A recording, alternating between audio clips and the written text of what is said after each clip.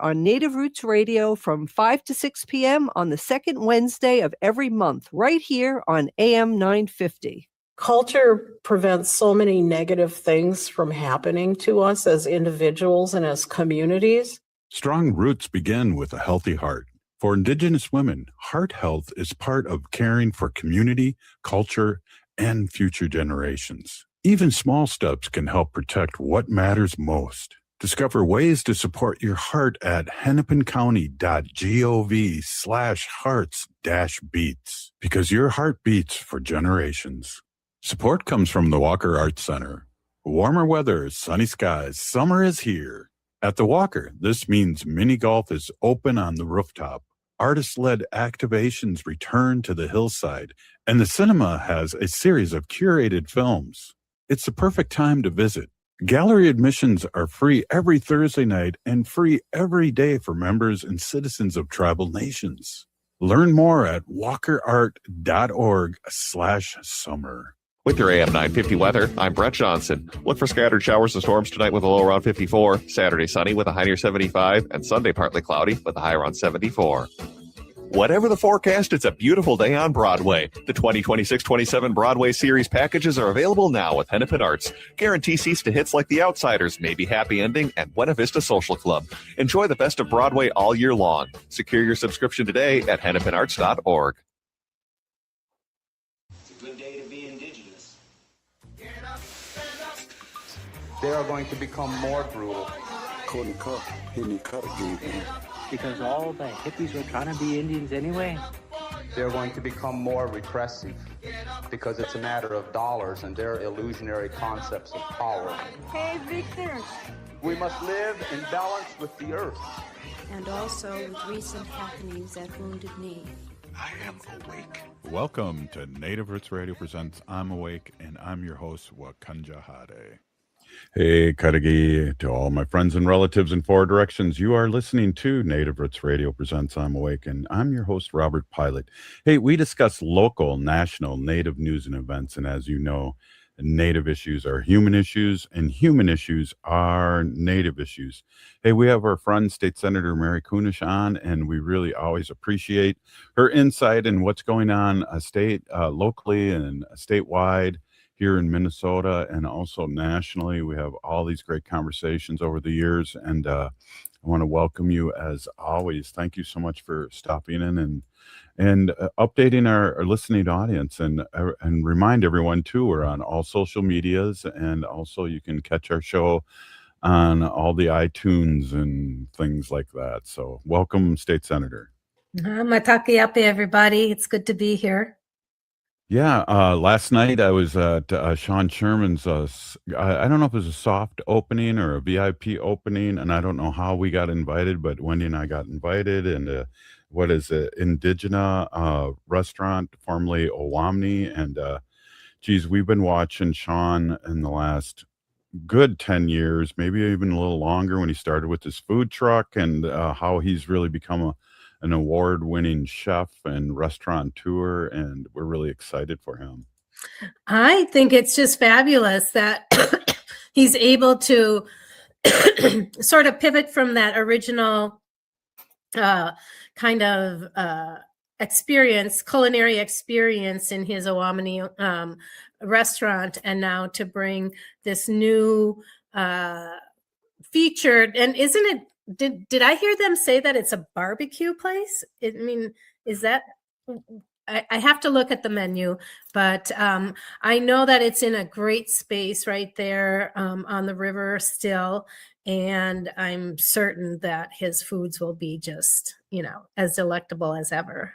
Yeah. And the staff is always so on it and friendly. And yeah, and I do believe he was telling me too that there's going to be a couple different menus, and one of them would be like a late night menu after the play's done, and then of course other menus during the day.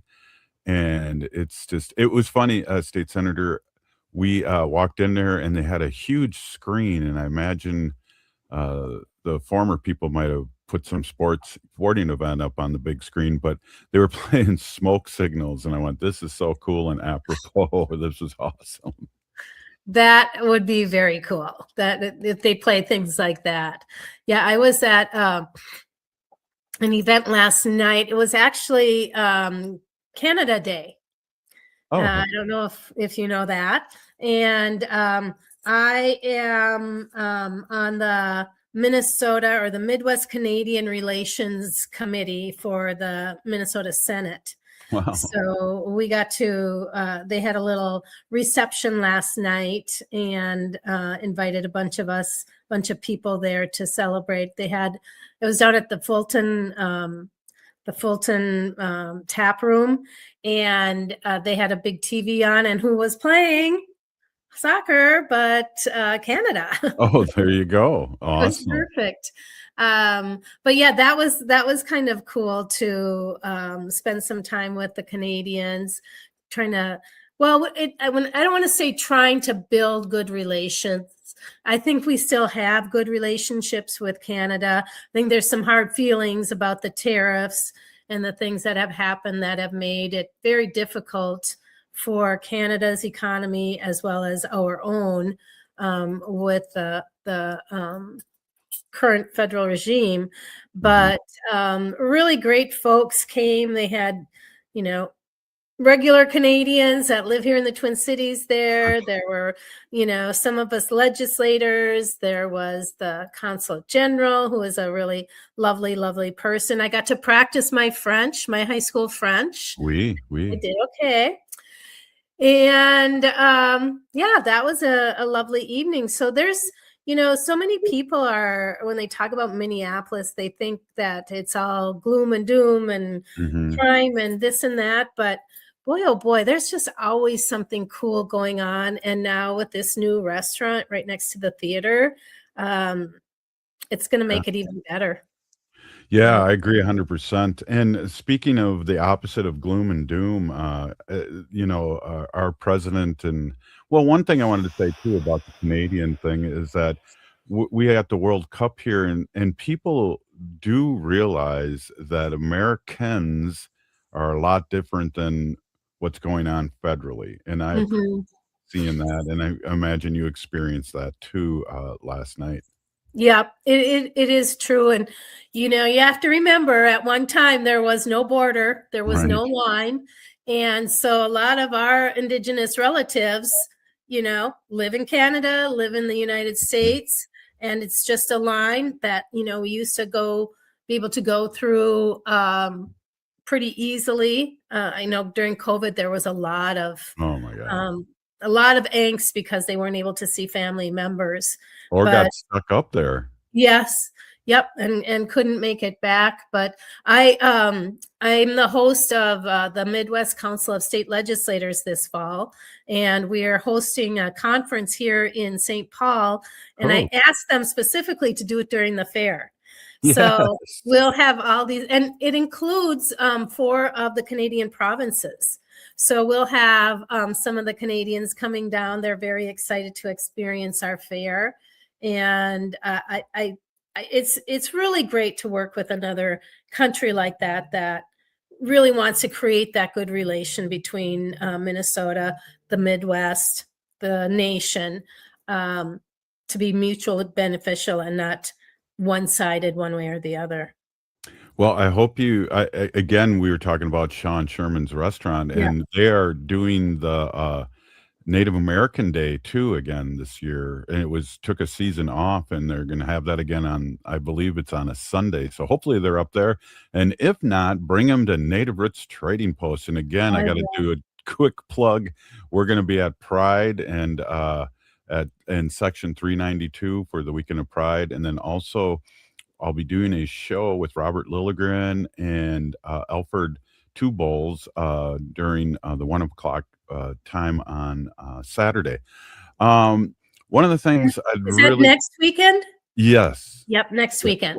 Yes. Yep. Thank you. One of the things I wanted to bring up, and maybe we won't have a lot of time to talk about in this segment, but we can talk about it next segment, is with hope, there's joy. And yesterday's opening of Obama's, and it's not a library, presidential library, it's a center.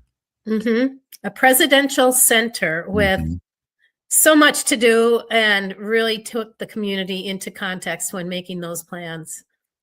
Yeah, and just listening to all the speeches and the people, and I'm very emotional, but it seems like lately, if I see something sad, I don't realize I'm crying, and hearing Brock's wife Michelle speak on him, I had like water on the side of my eyes, and it's like, oh, I think I'm really getting emotional here. I know. I mean, the dynamic between those two is so inspirational. When she was standing up there and saying, Barack, look at me. Now you have to look at me. And he's like, I'm not going to look at you. And, just the authenticity and sincerity of her comments about her husband and the kind of human being that he is, it's like so inspirational. And to think of when we had him as our president and where we are right now, it's like, let's get Barack back. Yeah. Or someone like him, definitely, and the proof was in the pudding. You had all kinds of people there from all over the world, including all the past presidents. And that goes along with George Bush. And that's the way things used to be. We disagreed to disagree, but we all were there for the country. Hey, we're here with State Senator Mary Kunesh. We're going to take a quick break. The city of Minneapolis is now on Native Roots Radio with Minneapolis AIR. AIR stands for American Indian Relations. Guest host Christine McDonald talks to people about important things affecting the city's Native communities. Minneapolis AIR dives into topics like public safety, public health, elections, and so much more. Tune in to Minneapolis AIR on Native Roots Radio from 5 to 6 p.m. on the second Wednesday of every month, right here on AM 950. Hey, it's Robert Pilot from Native Roots Radio. For a meal that feeds your soul and health, check out Gatherings Cafe. Located in the renovative Minneapolis American Indian Center, Executive Chef Vernon Defoe and team serve up incredible indigenous flavors. Gatherings Cafe has amazing bison tacos featuring lean protein from native wise, corn tortillas, and homemade sides. It's fresh, local food rooted in ancestral knowledge. Stop by for breakfast or lunch. That's Gatherings Cafe, where tradition meets innovation. Maintaining our health, particularly our heart health, is very important to us as a family. Your heart gives you time with family, time with community, time to pass down what matters. Protecting your heart helps keep those moments alive. A visit with a healthcare provider can be one step toward a healthier future. Learn more at hennepincounty.gov/hearts-beats. Your heart health is essential because your heart beats for generations. Phase 2 of the Track and Signals project for the full Metro Blue Line begins June 29th and requires replacement bus service until August 19th. The Metro Green Line will also need replacement bus service at select stations for several dates of the Blue Line maintenance period. Sign up for rider alerts and learn about replacement bus station locations and dates at metrotransit.org/track-signals. Again, that's metrotransit.org/track-signals.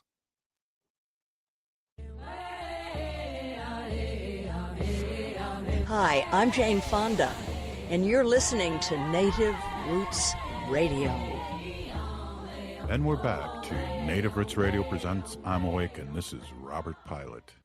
Hey, we're back, everyone. We are with our friend State Senator Mary Kunesh from the great state of Minnesota, and just getting updates on what's happening. And always you have an interesting life, political life, and life with your grandchildren and your successful children. It's just really great to have this friendship with you and just see our lives changing in the last 10 years so much.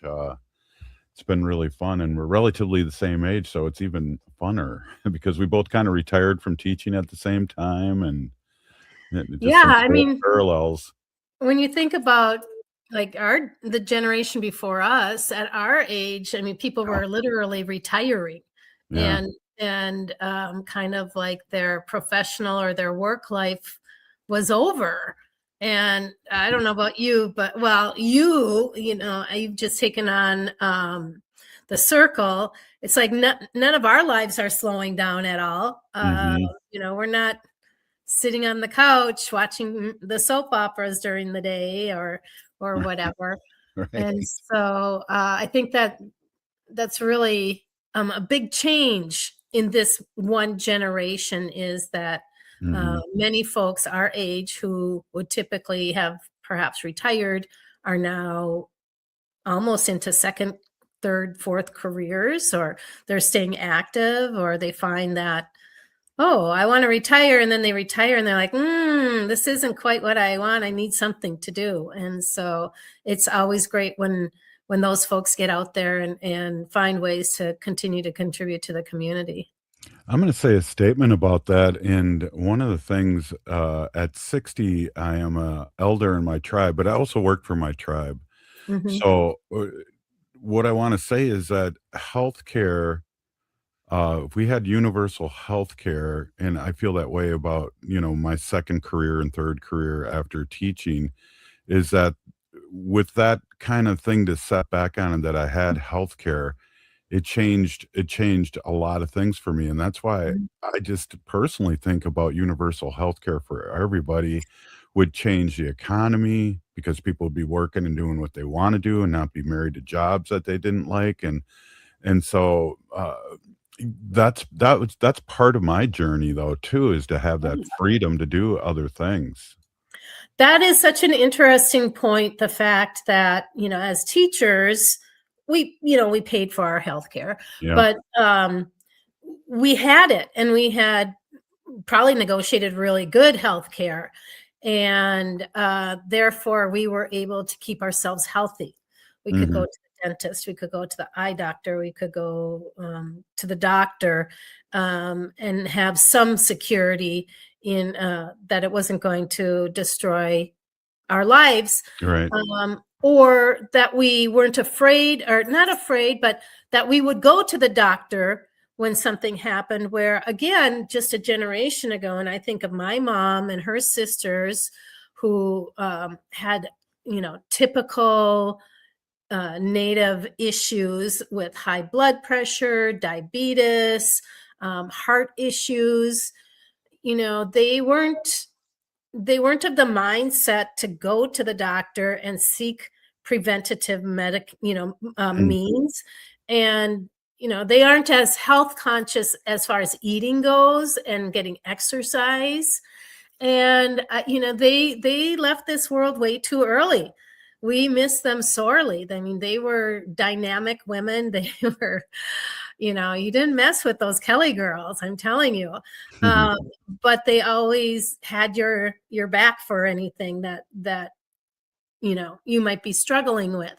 And now I think, and maybe this isn't true for everybody across the state or across this country, but hopefully that healthcare is more available. But at the legislature, that's certainly something that we are still working really hard on, having universal health care.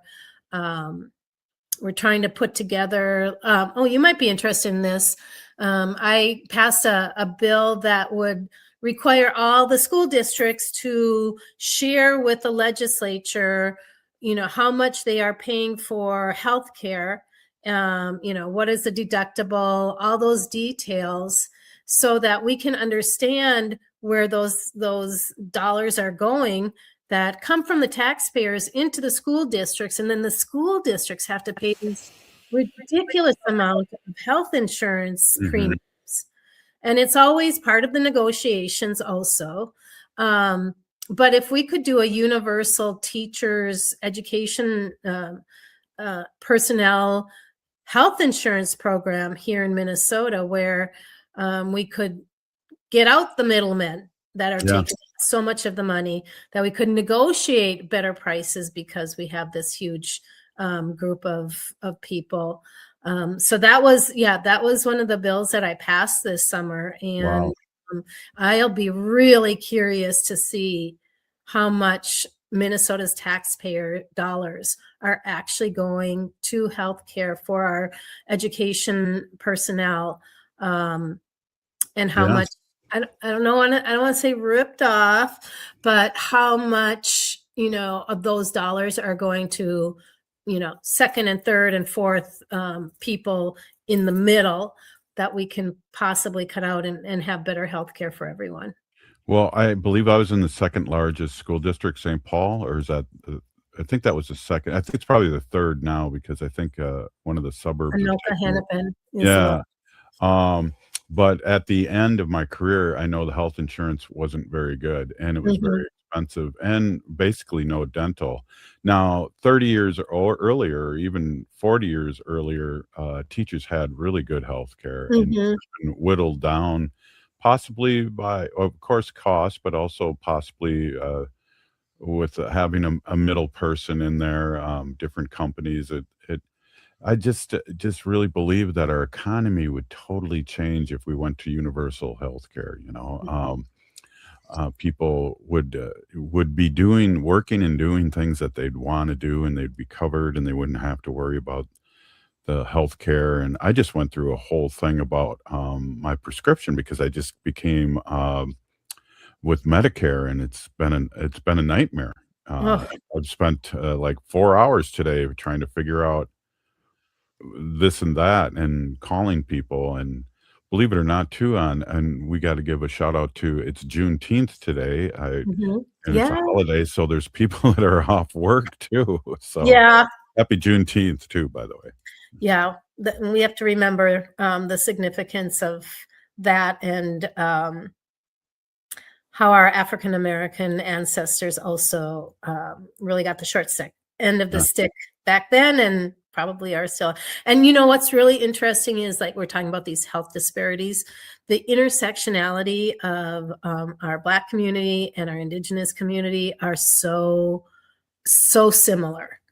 It's a struggle for minorities, and the health issues that plague us as Indigenous people are very much the same as the African Americans. So when we are fighting for our Indigenous health, it also is going to benefit everybody else, hopefully down the road.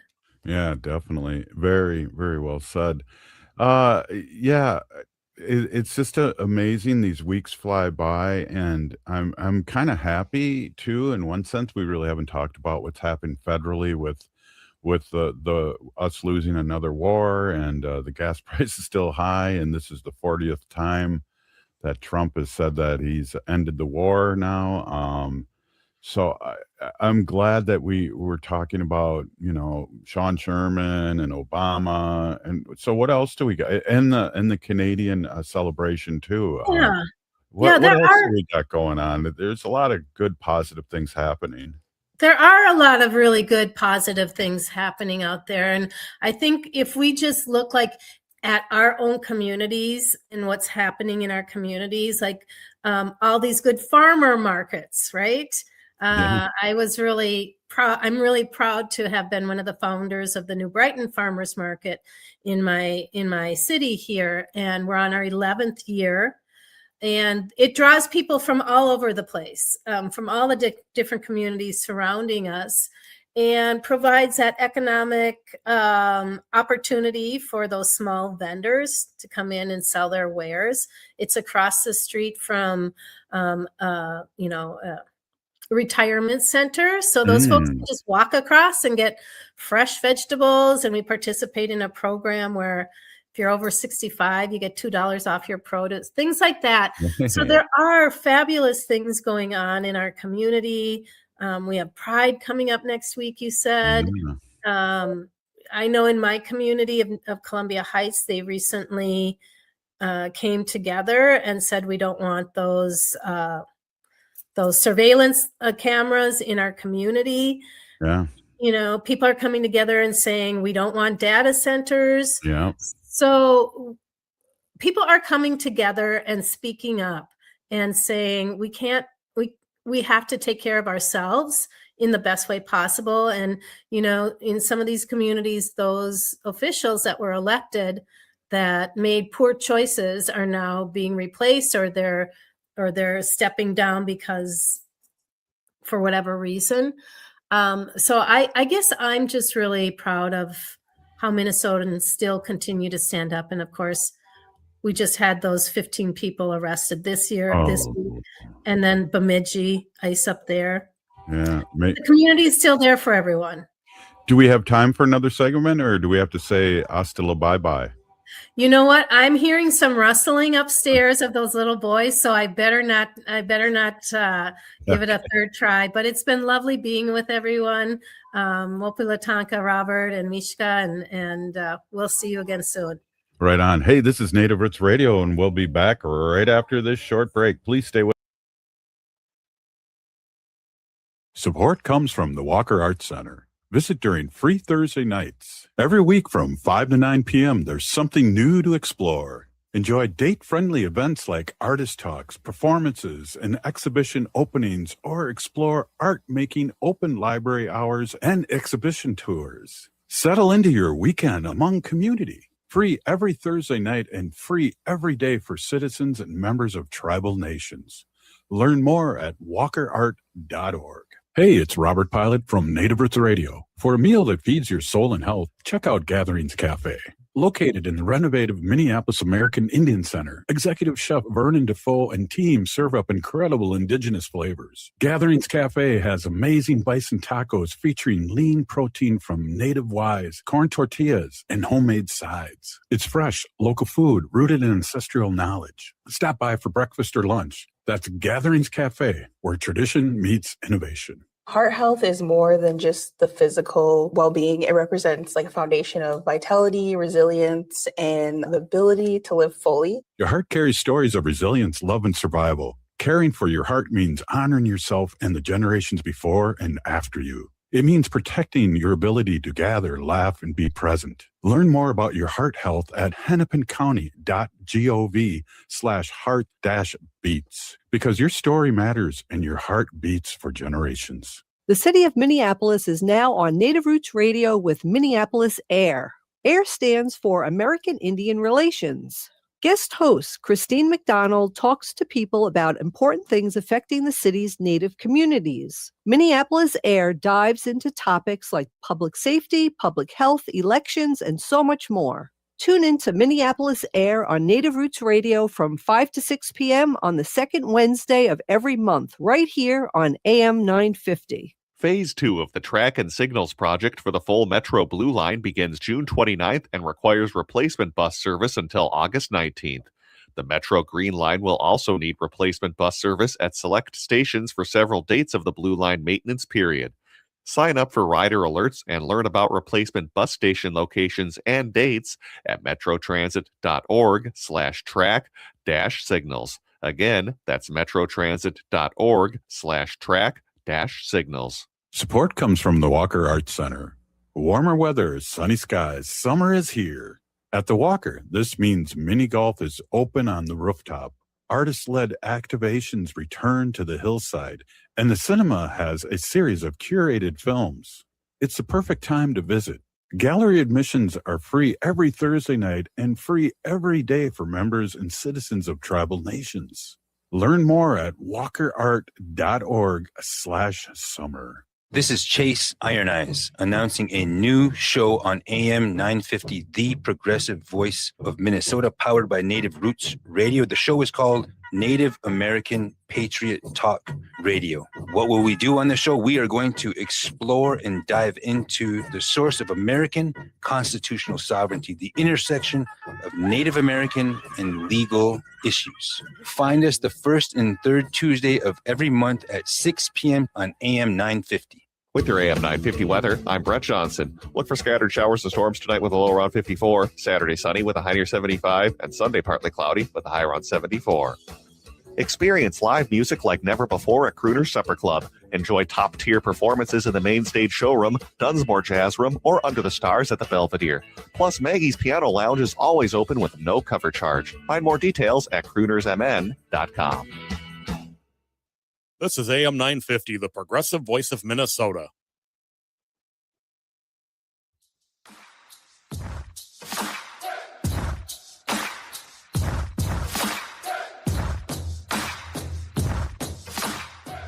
Hi, I'm Tiergan, and And I'm Hadley. We're two of the very first listeners, and we're Still listening to Native Roots Radio. Hey, welcome back, everyone. This is Native Roots Radio, and we got an event that we talked to Mark Tilson here earlier this week, and I want to play that interview again. And it was a lot of information on Monday. There's a big hoop to do at the American Indian Center in Minneapolis, and I just want to play this interview again. So let's take a listen.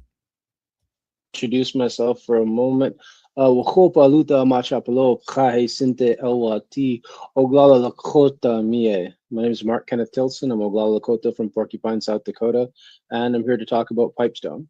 On June 22nd, starting at I believe 1 o'clock until 4:30 p.m., we're going to have a comment jam and a teach-in over at the American Indian Center, and yeah, and the whole idea is like we have until 4:30 for all of the initial comments to be submitted to the Public Utilities Commission. And we're going to be working with Braveheart Society. And I think we're also going to have Elijah Smalls, who's an ecologist. And let's see, Dr. Alexis Archambault, who's a hydrologist with Braveheart. And so we'll be talking about Pipestone, Minnesota, and the quarry from both ecological, hydrological, political, and cultural perspective.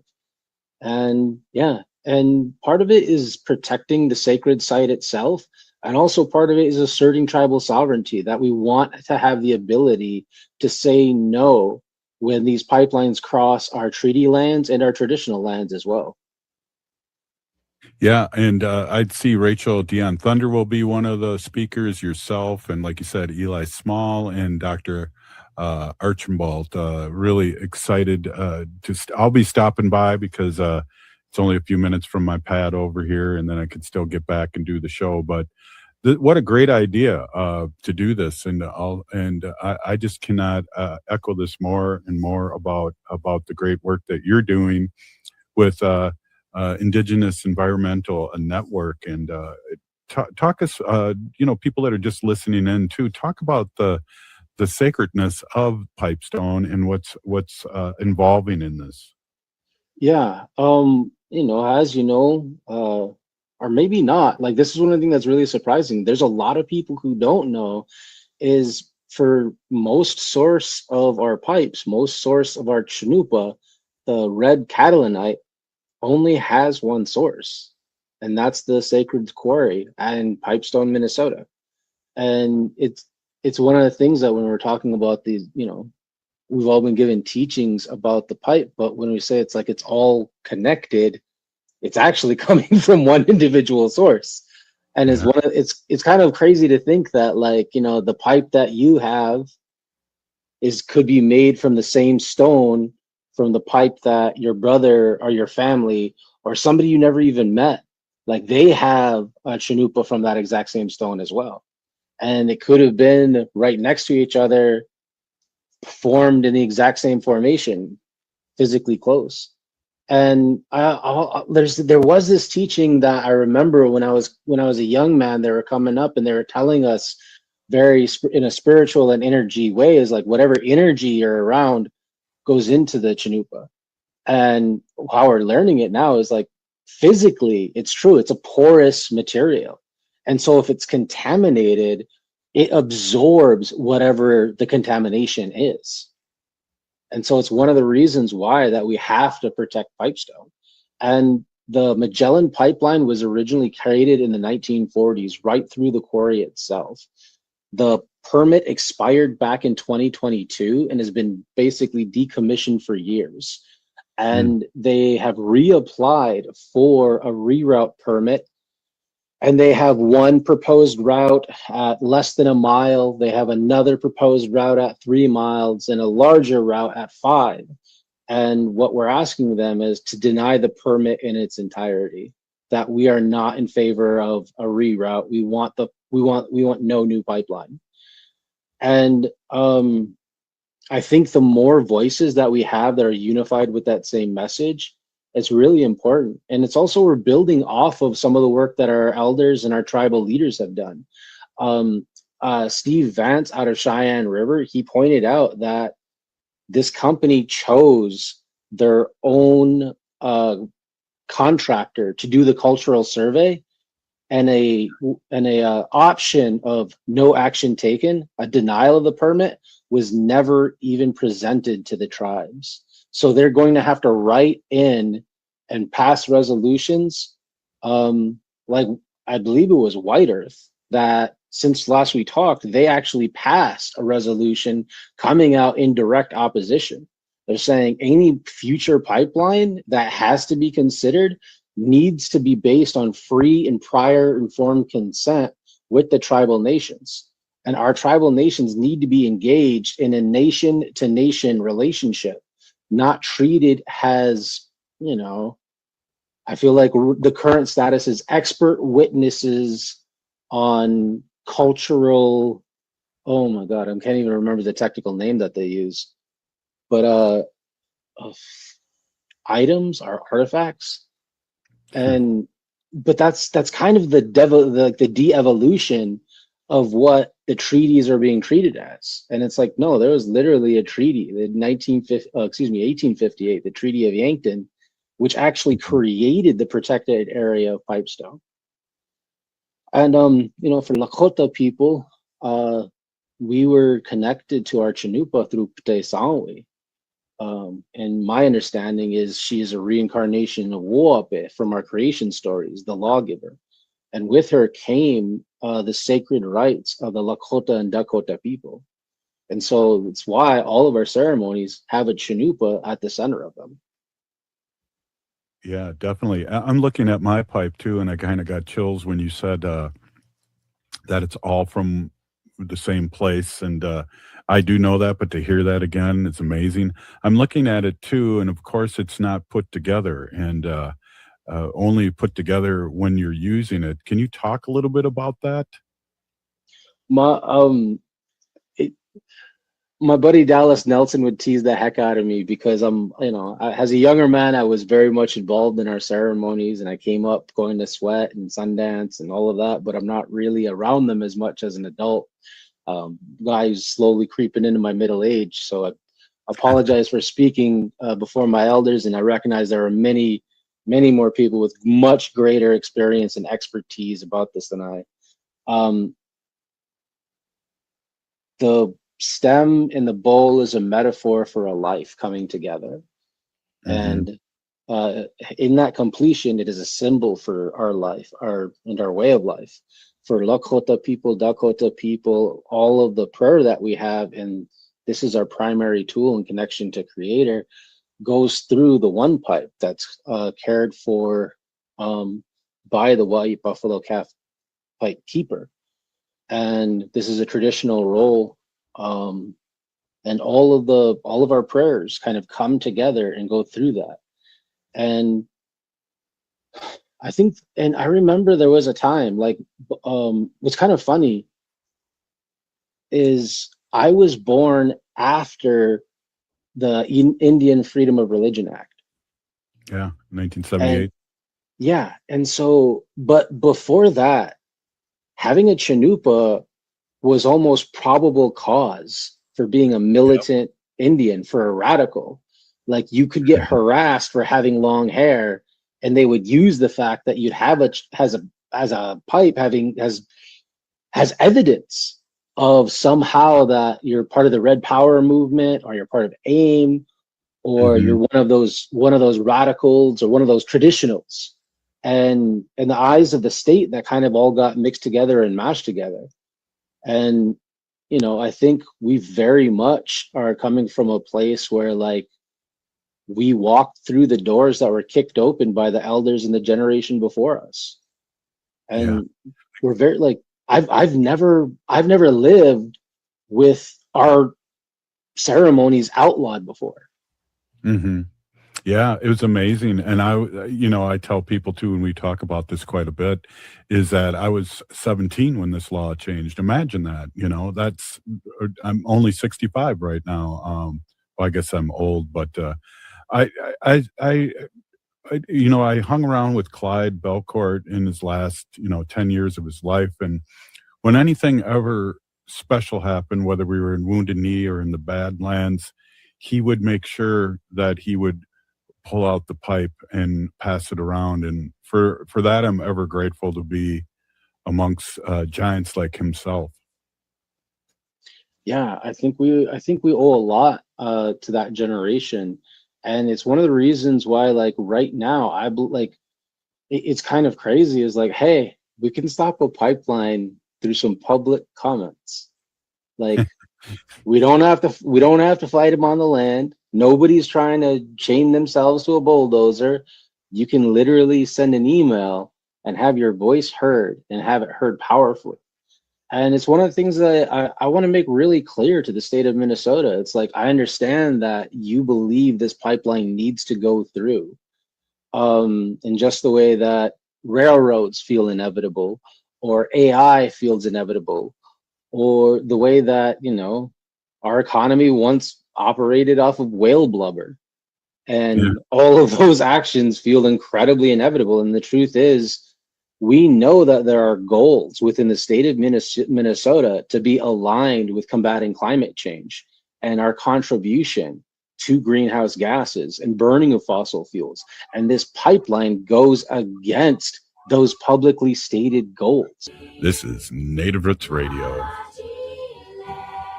Again, up next, Wendy with her Best of Sacred Animal section.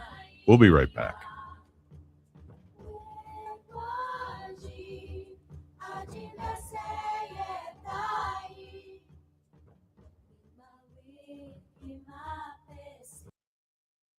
Phase 2 of the Track and Signals project for the full Metro Blue Line begins June 29th and requires replacement bus service until August 19th. The Metro Green Line will also need replacement bus service at select stations for several dates of the Blue Line maintenance period. Sign up for rider alerts and learn about replacement bus station locations and dates at metrotransit.org/track-signals. Again, that's metrotransit.org/track-signals. Hey, it's Robert Pilot from Native Roots Radio. For a meal that feeds your soul and health, check out Gatherings Cafe. Located in the renovative Minneapolis American Indian Center, Executive Chef Vernon Defoe and team serve up incredible indigenous flavors. Gatherings Cafe has amazing bison tacos featuring lean protein from native wise, corn tortillas, and homemade sides. It's fresh, local food rooted in ancestral knowledge. Stop by for breakfast or lunch. That's Gatherings Cafe, where tradition meets innovation. Culture prevents so many negative things from happening to us as individuals and as communities. Strong roots begin with a healthy heart. For Indigenous women, heart health is part of caring for community, culture, and future generations. Even small steps can help protect what matters most. Discover ways to support your heart at hennepincounty.gov/hearts-beats, because your heart beats for generations. The city of Minneapolis is now on Native Roots Radio with Minneapolis AIR. AIR stands for American Indian Relations. Guest host Christine McDonald talks to people about important things affecting the city's Native communities. Minneapolis AIR dives into topics like public safety, public health, elections, and so much more. Tune in to Minneapolis AIR on Native Roots Radio from 5 to 6 p.m. on the second Wednesday of every month, right here on AM 950. In this portion of the show, we'd like to bring awareness to our wolf and bear populations throughout Turtle Island. Say no to the hunts.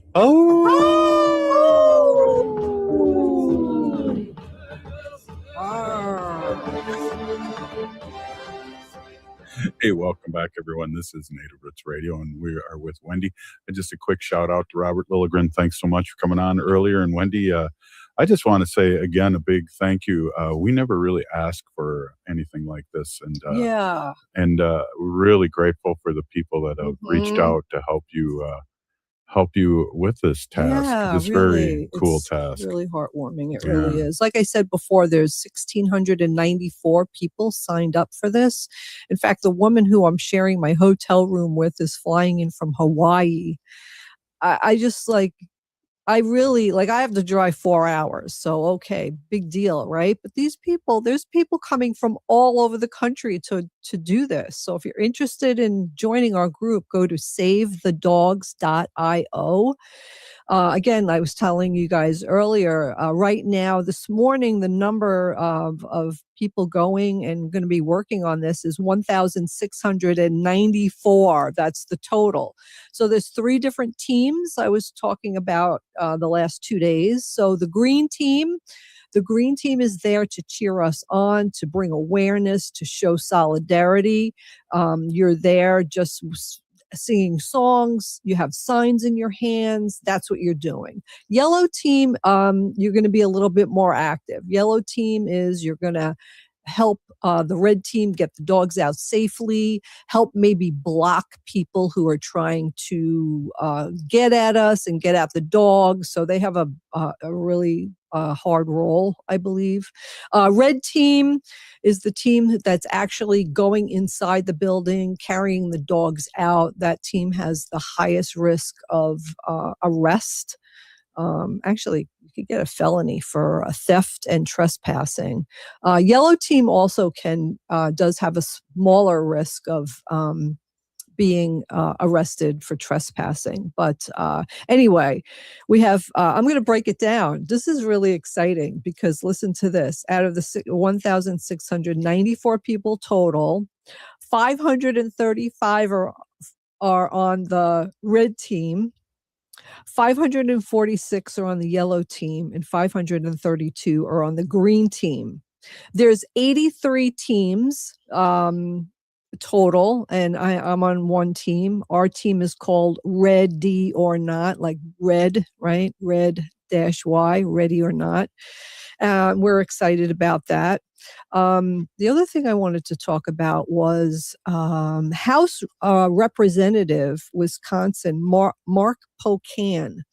I want to give him a shout out. I actually called his office today and gave him told his legislative assistant to please thank him very much for support of what we're doing and support of the dogs inside the facility. Rigland Farms reached out to House Representative Mark Pocan and were like, listen, there's these animal extremists coming here and, they're going to break our doors down and take the dogs out, and we need you to stop them, right? That's what Rigland Farms said to Representative Mark Pocan. And Mark Pocan wrote back and is like, no, sorry. No, sorry. In addition, this is what Mark Pocan said. This is the last paragraph of the letter to Rigland Farms. In addition to my concerns about the ethical treatments of the beagles on your property, I encourage the prioritization, I can never say that word, of safe rehoming to every beagle possible. No dog should lack the decency of a safe and loving environment. So there you go. That was his response to Rigland Farms. I think if we took a poll, Robert, of all the people in Wisconsin who live around this Rigland Farms, and I think that a lot of people, first of all, wouldn't even know that this place existed because it's like on a far dirt road far away from the eyes, right? Because you don't want anybody to know about this kind of thing, right? We experienced that there were lions and tigers in Minnesota. Yeah. Like at a farm, like in small teeny cages. Yep. After we rode down that big long road and finally came to it. Yeah, it's set off to the side. They don't want people to know about this. It's horrific. I think if we took a poll of everybody saying, do you want the dogs rescued or do you want them to remain in there for breeding and experimentation? I think I know what the answer is. I think I know what would happen. All the dogs inside are beagles. I've talked about why they use beagles in the first place. Mainly is because they're very docile. They're very docile dogs. They don't have a bite reflex kind of thing. Like, some dogs, if you pinch them or, go to grab them, their reflex is to kind of, nip at you or bite you. Beagles don't have that in them. So they're really docile. They're very loyal. They're very loving. They're very kind dogs. They're a really good size too, right? They're not too small. They're not too big. They're kind of just right, a good size. And these dogs are just, abused. And so it's, it's always like the most kind of the animals that you can abuse. So yeah.